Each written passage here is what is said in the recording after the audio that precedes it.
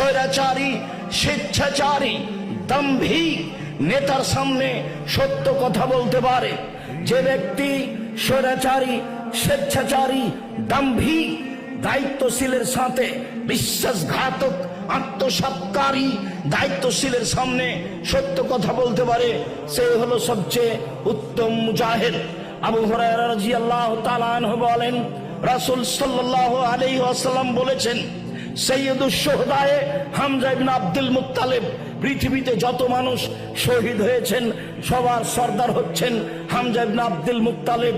তারপরে রাসূল সাল্লাল্লাহু আলাইহি ওয়াসাল্লাম বলেন, ওয়া রাজুলুন কামা ইলা ইমামিন জাইর ফামারাহু নাহু ফাকাতালাহু, ওই ব্যক্তিও হামজা রাদিয়াল্লাহু তাআলা আনহুর সাথে শহীদ হিসাবে বিচার মাঠে সবচেয়ে সম্মানী মানুষ হবেন।